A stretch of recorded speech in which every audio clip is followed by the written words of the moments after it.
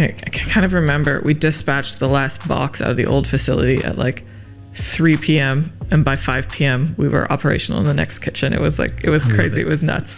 And we're a 24-hour a day business, so we had to like keep operating in the night. But it happened. That was one of those cases where my husband's skill set really came into Welcome back to the My First Business podcast. This is a mini episode where I take some of the best parts of my interviews with phenomenal entrepreneurs and chop it up for you like a snack.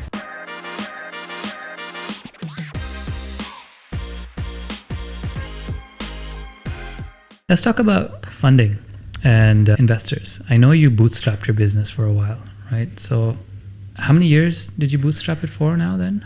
we bootstrapped from 2015 to we got funded between 2019, early 2020. So 4 years, roughly. Why go for funding, firstly, if there's any specific reason? And secondly, how has your life changed after that? How has business and life changed? Yeah, so we went for funding because we were at a pivotal moment in our business where we were either we had proof of concept, it was working, but in order to really scale, we needed to leap forward, and it took an amount of capital. So in our case, we were in a tiny facility and we needed to move into a much bigger facility, and in order to fit that out and to make the move, we needed a substantial amount of money. And on top of that, we felt like we really knew what worked for what customer, and so we wanted to put a lot behind the sales and marketing of that particular division, which at the time was corporates. Now, that was end of 2019. We were going to invest heavily into corporates. We all know what happened in 2020. We talked about that earlier. So that was the reason. We felt like taking in some money, we could create something much bigger, and the opportunity for all of us would be much bigger. Were you in a grow or die phase? No, we would have just coasted. And okay. I didn't start this business to coast, right? I've got bigger ambitions than that, or we all as a group have bigger ambitions than that. Mm-hmm. So we were able to successfully fundraise towards the end of 2019, execute the move into the new facility. Yeah. I think we moved over I kind of remember we dispatched the last box out of the old facility at 3 p.m. and by 5 p.m. we were operational in the next kitchen. It was crazy. It was nuts. And we're a 24-hour a day business, so we had to keep operating in the night. But it happened. That was one of those cases where my husband's skill set really came into became so important because the gut wouldn't have done that. That took meticulous planning.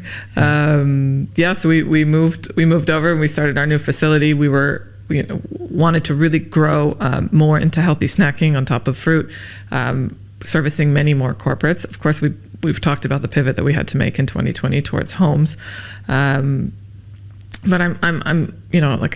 the business wouldn't be where it is today without that money. We have grown a lot as a result of it, not necessarily in the ways that we planned for the reasons we've outlined, but we have a much stronger business now, and we still have we have a lot of plans on where we're still going to go. Now we're kind of back into the corporate mindset. Yeah. Okay. In terms of you asked, the other question you asked was, how's my life changed? Yeah. So the way that we fundraise is slightly different, right? We went through Luijckx, which is an equity crowdfunding platform. Okay. So we actually have 40 investors that each gave different sized tickets. Mm-hmm. But as a collective, the shareholding is quite split. So the board is actually still the same partners as it was previously. Okay. So they don't get any voting rights, these investors. Right. So I feel like I have a lot more cheerleaders, a lot more people I can call for help, but I can still maintain the creativity and the way that I ran my business before. So I was able to both raise funds, but keep what was important to me about the business. What's the name of this platform? It's called Luijckx. Luijckx. It's... And would you get a message board on there where people can hear from you? How do you keep your investors up to date? How do they stay in touch with you? So it's a newsletter that we send every half a year. Yeah. Okay. And then they can write back and ask questions or request a call. Yeah. Huh. And anything significantly good come out of any conversations with any of these investors? Yeah. So some of our investors are in Saudi Arabia. Right now we're only in the UAE. We have plans to move part of our business into Saudi. maybe if I come back next year, I can talk to you about that. Yeah. Is this before the pop-up in Times Square or after? After. We got to get that done first. Having someone on the ground who's part of your business, who's giving you, like, who's in your corner, it's a big deal.